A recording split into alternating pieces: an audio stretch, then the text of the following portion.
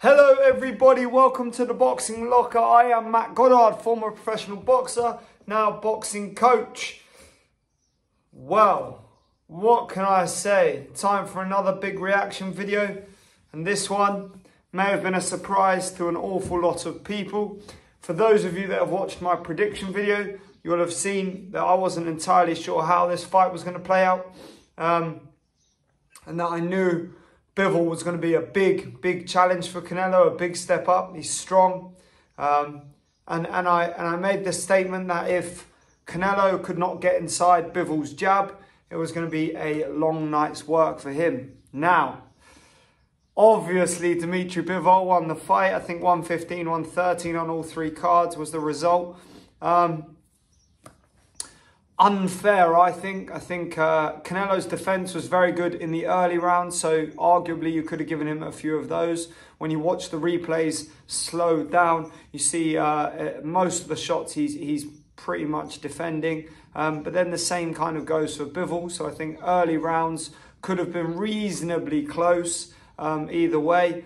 As the fight progressed, Canelo slowed and seemed to be less impactful with his punches, where Bivol seemed to get stronger. The jab was having more effect. The long straight shots were landing. The physicality of him was overpowering Canelo with regards to strength in small, short exchanges in close. And I think we really saw Canelo reach the upper limit of his physical capabilities here. I think that kind of puts paid to the whole idea of going up to 200 and something to box Usyk.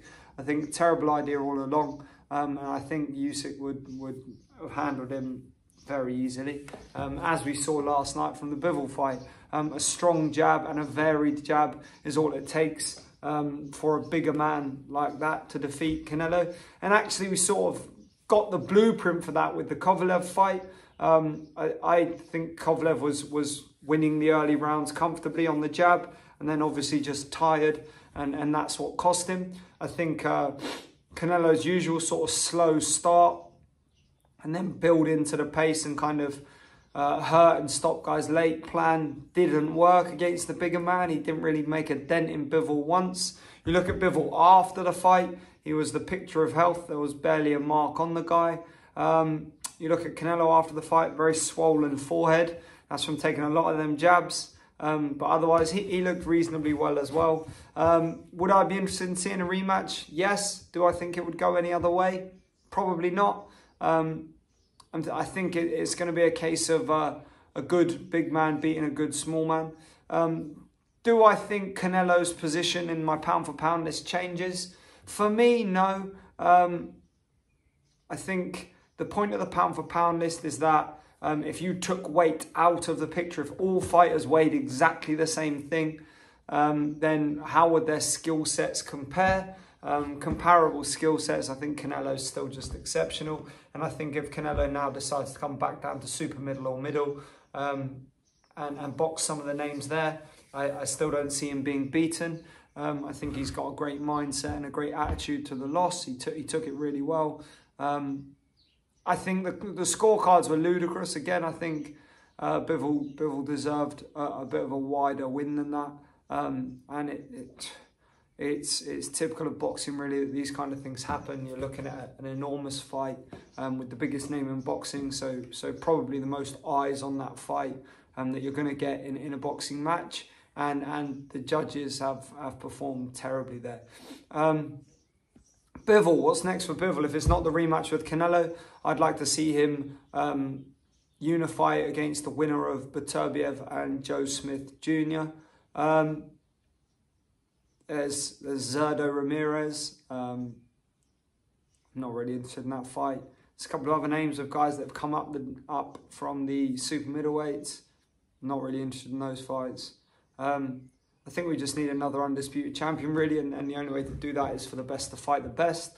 I think now, really, for Canelo, he needs to go back down. It would be my suggestion that would be the best choice. Go back down in weight and take out all these super middleweights again, and then perhaps look for the Bivol rematch in a couple of years. It doesn't have to happen immediately, though I would imagine for his pride and and for his own sort of self-respect and mental well-being, he'll probably want to rematch as soon as possible, with a good sort of 12 to 14 weeks training in between to get himself kind of fired up. I think the good thing about Canelo, and where Canelo does excel, is that he learns every fight, and he gets better every fight.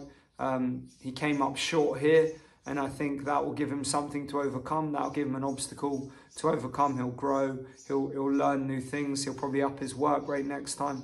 I think another great thing about this fight, and something that will probably be mentioned a lot in the coming days, is the focus on fundamentals and the importance of fundamentals. How, in spite of all of Canelo's capabilities, all of the flashy methods of defense and sort of head rolls and the little catches and slips and all that stuff that's very effective methodology for defense, Bivol essentially just nullified it with absolute fundamentals of boxing basics. You know, he kept his hands high.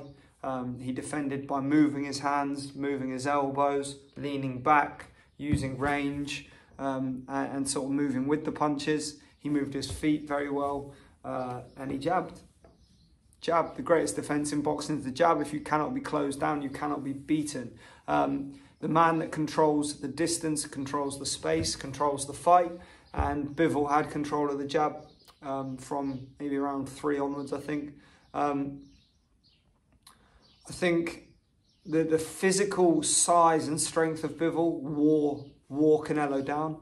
I don't think, since Canelo's gone up, I don't think he's really been capable of a very high pace of combat, which is why, you know, you could have had him losing on the cards against Billy Joe, Caleb Plant, losing on the cards against Golovkin, and even against Kovalev. I think you could have had him losing on the cards, and I think a lot of people did. And a lot of people from that may have seen this coming. Now, as I said in my prediction video, beating Canelo on points is always difficult, as we saw by the ridiculous judging. And I think that's the real annoying thing, that you've even got to make that statement prior to the fight. The judges favour him enormously when they shouldn't necessarily. But a great fighter, still in my top 5 pound for pound, which, by the way, I'm going to do a video on shortly, taking you through my current top 5 pound for pound. Still in my top 5 pound for pound, probably still number 1. I mean, it's always close with him and Terence Crawford. And now Bivol sort of making moves towards heading into that sort of pound for pound list. If he is able to become undisputed in the division, you have to then consider him. I think the advantage of his size was enormous, and I think Canelo underestimated that. I think the Canelo team underestimated that. They underestimated how strong Bivol is. They underestimated how resilient he is, and they underestimated the quality of that exceptional jab of his, that works body, that works head, that doubles, that touches, that holds, all of those things. And that variation is just basically what made it almost impossible for Canelo to really shut him down. And when he did, Bivol just smothered him with his size. It was an excellent game plan, a great strategy, and a good way to beat a much smaller man. So there we have it, guys. That's my reaction. Good fight, not a great fight, good fight, entertaining, and congratulations to Dmitry Bivol. Well earned, deserved to get a wider win than he did. It'll be interesting to see what comes next for both men. As I've said, either a rematch or the Beterbiev and Joe Smith Jr. winner. And for Canelo, I'd quite like to see him go back down to super middleweight and take on some of them other names, like David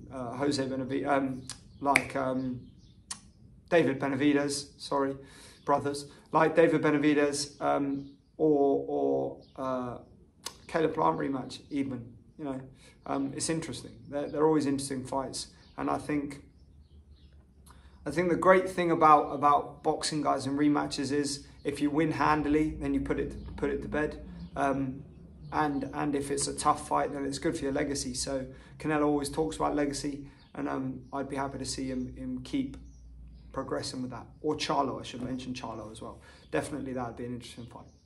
Cheers for tuning in, as always. Thank you very much. I hope you guys enjoyed the fight. Let me know your thoughts in the comments below. Don't forget to click like, subscribe, all that good stuff. Dislike if you think I'm an absolute wally. I don't mind. Just interact with the video. Please feel free to share. And as always, check me out on all other platforms. I'll see you very soon, guys. Have a great day.